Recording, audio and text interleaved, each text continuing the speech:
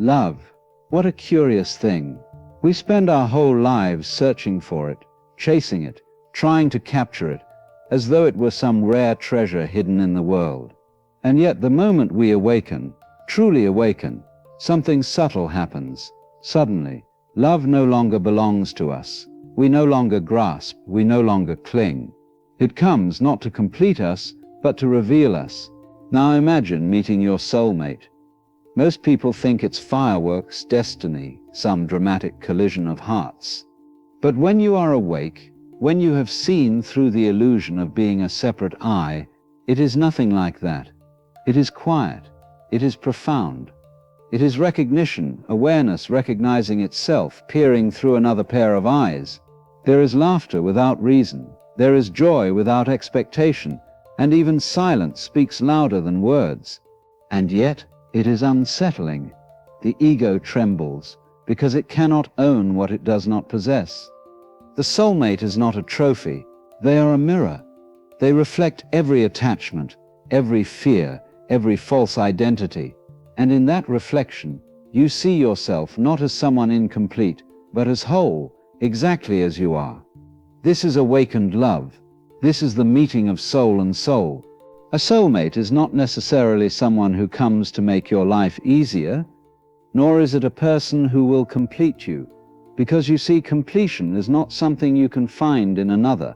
Completion is always already present. It is already you. Most people, they go through life thinking they are separate, lonely, fragmented little creatures, grasping, seeking, clinging. And in the same way, they often approach love as though it were a balm for the wound of being a self. I am incomplete. You, my dear, will complete me. How very sad, how very human. But when one is awakened, when one has seen through the illusion of the separate self, this neediness simply evaporates. One doesn't look for a soulmate to fix them. One meets a soulmate because the universe has decided to play a particularly beautiful note, nothing more, nothing less. Now imagine this, two awakened beings encounter each other, and by awakened I mean beings who have glimpsed, even just glimpsed, that they are not the ego, they are not the mind, they are not the separate person with all its worries, all its fears, all its stories. They are, in truth, awareness itself, the dance of the universe observing itself through these little forms. And then they meet, and what happens? What happens is exquisite. Recognition. Not recognition of you as my possession or you as my other half, but recognition of the same consciousness, peering through a different pair of eyes. That is all. And yet, and here is the paradox, this recognition can be profoundly unsettling. The ego does not like it, because the ego thrives on separation. The ego thrives on the story, I am an isolated self, struggling to get love and security. And suddenly it meets someone who does not need its story, someone who is free of its demands. There is nothing to hold on to, there is nothing to conquer, there is nothing to possess. And that, dear friends, is terrifying, at least at first. Because awakened love, especially soulmate love, is not about ownership. It is not about filling some hole in your heart. It is not about making the loneliness bearable.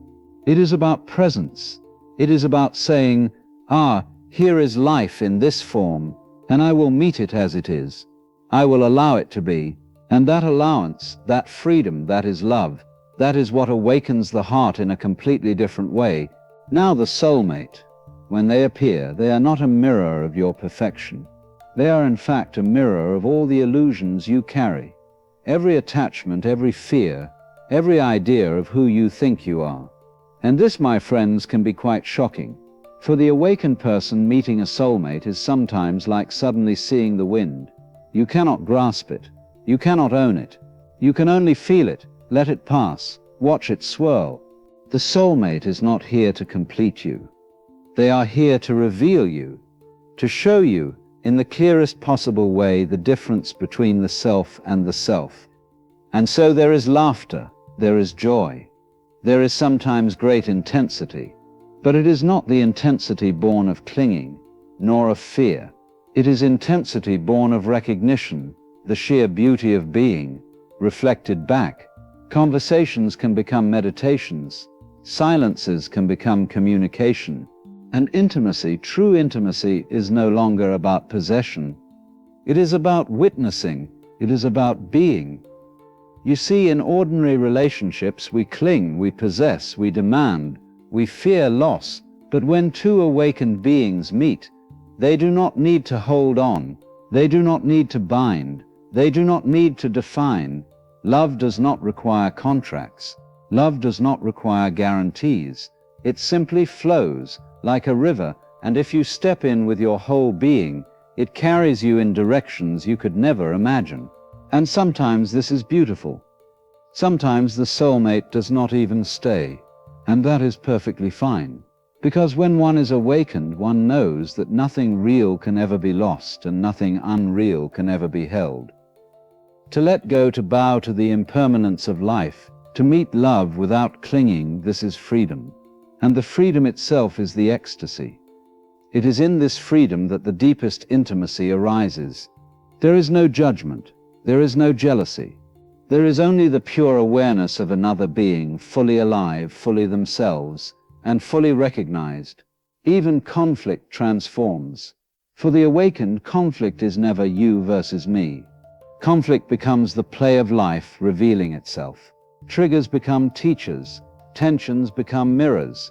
And in this dance, even the shadows are welcomed, because everything is seen as part of the cosmic game, the great play, the Leela of existence.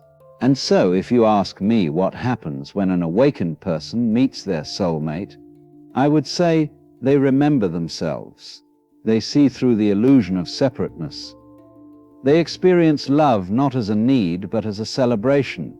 They laugh at the universe's mischief, they cry at its beauty, and they bow to the eternal truth that nothing is permanent, not even this most exquisite meeting. And yet, even in its impermanence, the moment is whole, complete, entire, because love, awakened love, is never about the form. It is always about awareness.